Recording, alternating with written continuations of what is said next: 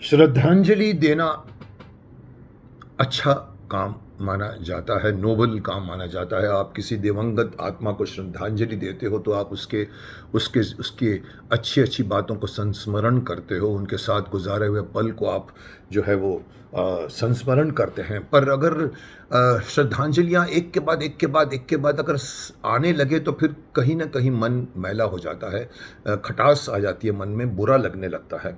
क्योंकि कोई भी इंसान किसी भी अपने आत्मीय, अपने अपने परिवारजन को खोना नहीं चाहता।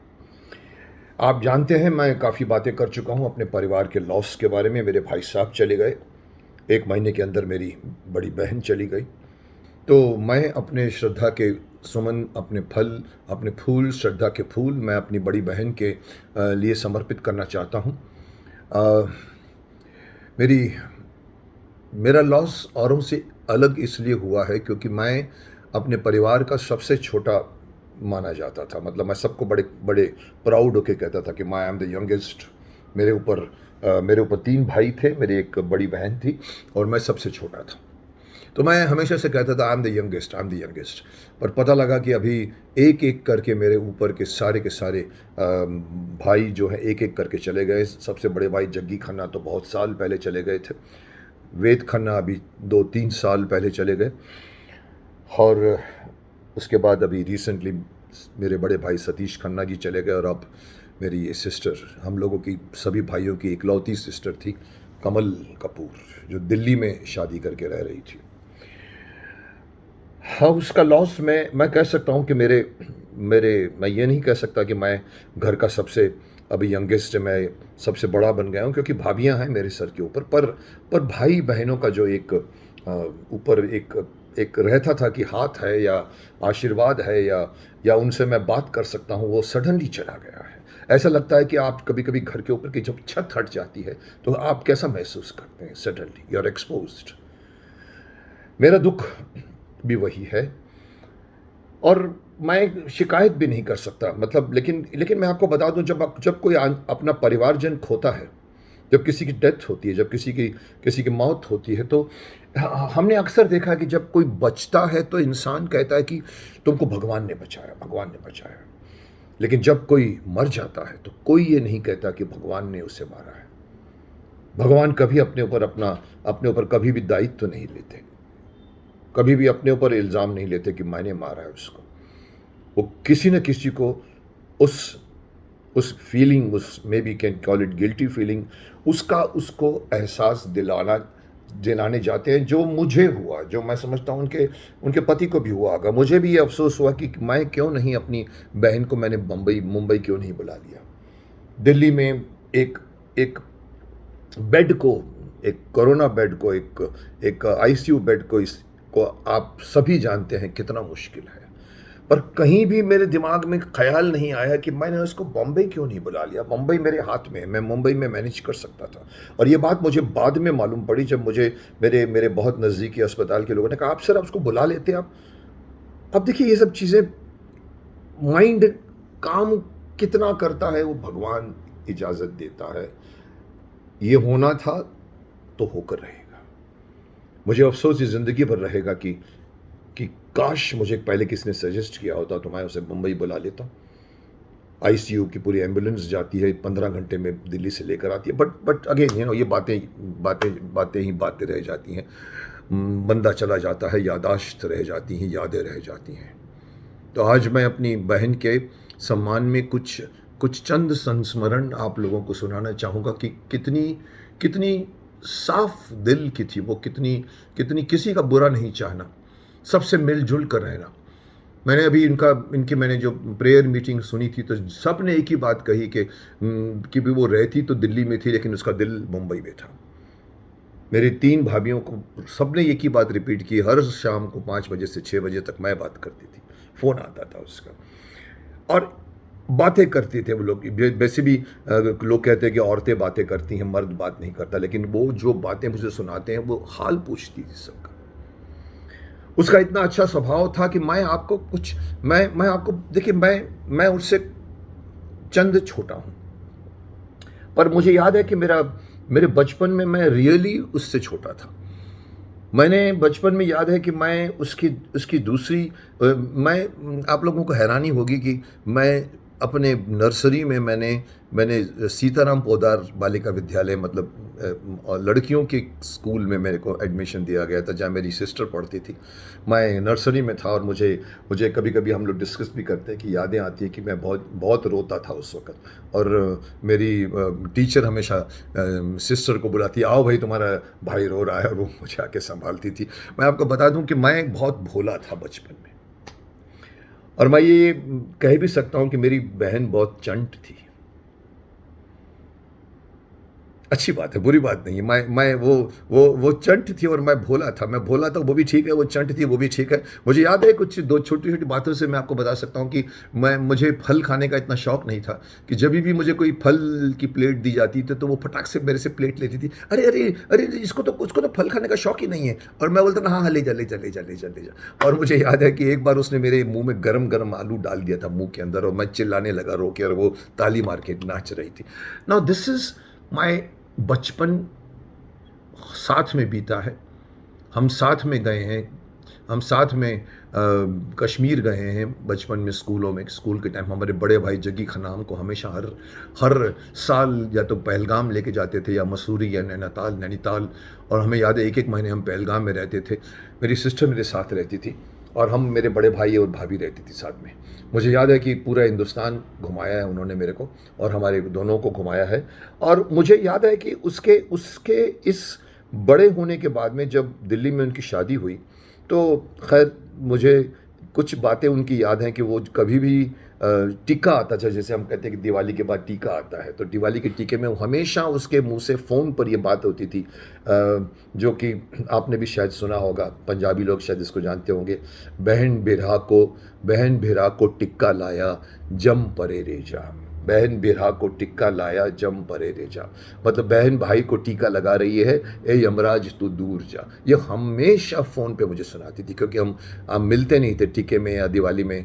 और फिर मुझे याद है राखी जब होती थी तो हमेशा एक फ़ोन पे सभी भाइयों को, मुझे भी नहीं सभी भाइयों को फ़ोन पे गाना सुनाती थी, भैया मेरे राखी के बंधन को निभाना। और मैं हंसता था सुनकर, but she was like that. ये उसकी अच्छाई थी। रोटरी क्लब में मेंबर्स थे वो, उनके पति उमेश कपूर जी, और दोनों वहाँ पर बहुत बहुत जाने पहचाने जाते थे। और अभी जब मीटिंग हुई तो हर रोटरी मेंबर ने कहा कि ये कमल की हमेशा एक मुस्कुराहट होती थी जो हमको बहुत इंस्पायर करती थी, और वो हर हमारी मीटिंग में आती थी। और कभी कभी मैं मजाक करता था, जब भी मैं उनको फ़ोन करता था तो मुझे मालूम पड़ता था कि वो किसी के घर में डिनर कर रहे हैं, क्योंकि इनके यहाँ पर क्या होता है, रोटरी में डिनर्स होते हैं एक दूसरे के घर में, वहाँ पर प्लानिंग की जाती है। तो मैं बोलता आप लोग क्या खाते पीते रहते हो हमेशा? पर ये था उन लोगों का। और वो आज हर रोटरी का क्लब का मेंबर कमल को मिस कर रहा है। मुझे याद है इसी एक उनकी मैंने रोटरी में मीटिंग अटेंड की थी, एक विलेज करके दिल्ली में था। उन्होंने मेरे को मुझे कल ही किसी मेंबर ने अपने प्रेयर मीटिंग में कहा कि हमने कहा कि भाई किसको बुलाएं, तो सबने कहा अरे भाई मुकेश खन्ना को बुलाओ, भीष्म पितामह शक्तिमान है। तो मैंने कहा अरे वो कहाँ आएंगी, बिजी हैं। तो कमल खड़ी हुई थी साथ में, बोला बिजी है तो क्या हुआ, मेरा भाई है वो। और उसने मुझे फ़ोन किया और मैं मान गया। और मुझे याद है कि मैं अपने साथ में शकुनी को भी लेकर गया था, और हमने उनकी वो एक 100-200 आदमी एक बड़े से होटल में उन लोगों की रोटरी की जो मीटिंग्स होती हैं, so she was popular amongst them. और मुझे अगर मैं और श्रद्धा सुमन मैं उस दिवंगत आत्मा के लिए मैं अगर डालना चाहूँ तो मुझे 2 घटनाएं याद आती हैं, बड़ी अच्छी सी घटनाएं याद आती हैं। एक तो याद है कि हमने एसएससी जब हम पढ़ते थे, मैं आपको बता दूं कि मैं अपने स्कूल में हमेशा 27वां नंबर आया हूँ। I never came first second. मेरी सिस्टर आती थी, मैं एसएससी में, लेकिन मालूम पड़ता कि एसएससी के बाद में कॉलेज ज्वाइन करना पड़ता था, तो मैंने भी उसको उठा लिया और रात रात भर के मैं पढ़ता था। लेकिन मेरा पढ़ने की स्टाइल थी, मैं रटाफिकेशन करता था, एक एक चीज़ रट जाता था। शायद इसीलिए डायलॉग्स मुझे आज याद होते हैं। तो मुझे याद है रात रात भर हम पढ़ते थे, मेरी सिस्टर भी पढ़ती थी बैठकर, रात रात भर जागते थे, पढ़ते थे। और मुझे याद है सुबह हमारे पिताजी उठकर, हमारे फादर उठकर वो 3:30-4 बजे उठ जाते थे, तो वो हमें चाय बना कर देते थे।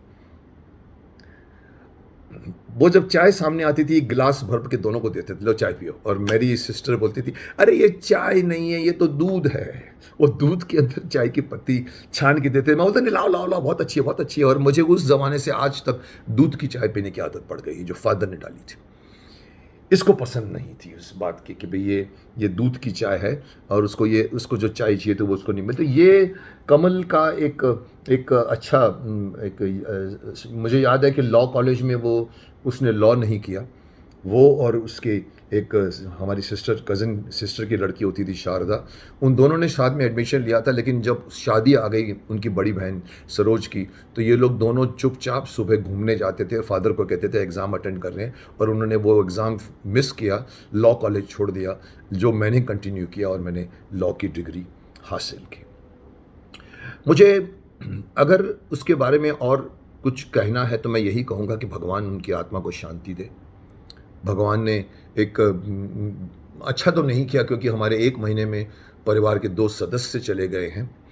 मुझे ये बात सुनकर भी हैरानी होती है कि भाई कि मैंने एक बार, जब मुझे याद है भाई साहब के निधन पर मैंने अपने शोक संदेश में कहा था कि मुझे नहीं पता था कि कोरोना मेरे घर में भी डाका डालेगा।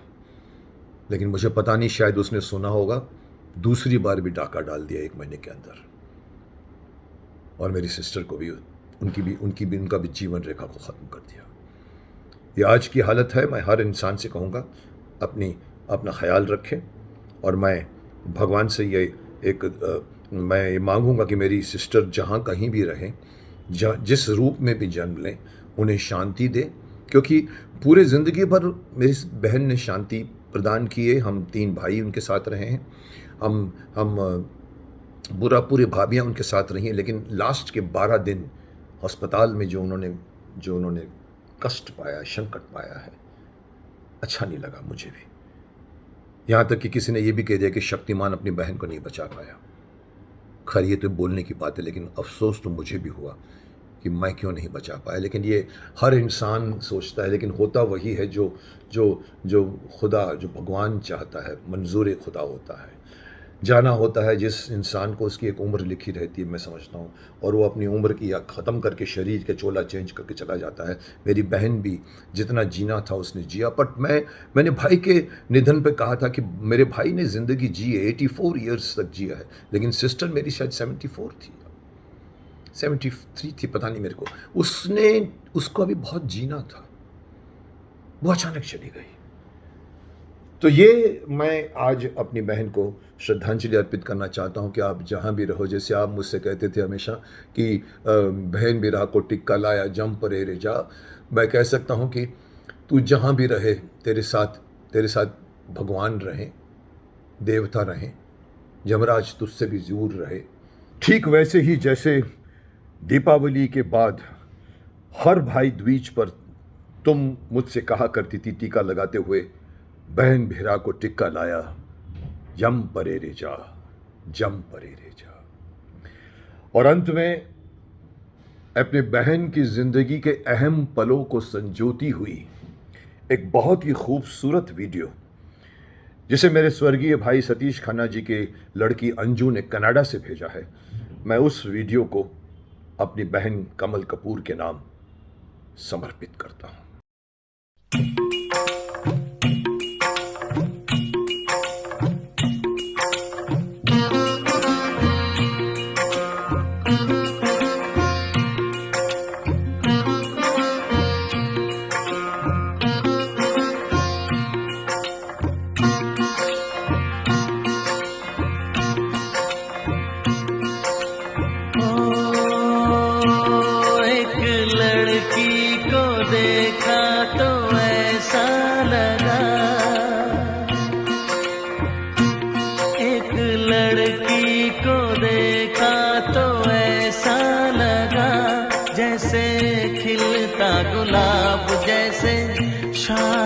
ख्वाब जैसे उजली किरण, जैसे वन में हिरन, जैसे चांदनी रात, जैसे नरमी की बात, जैसे मंदिर में हो एक जलता दिया।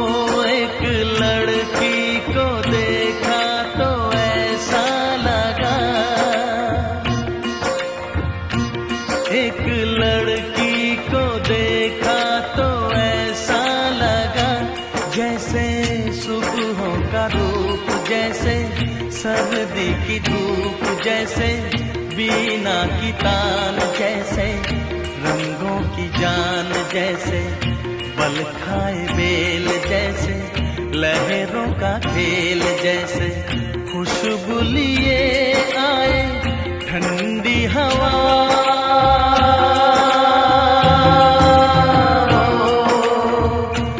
एक लड़की को देखा तो ऐसा लगा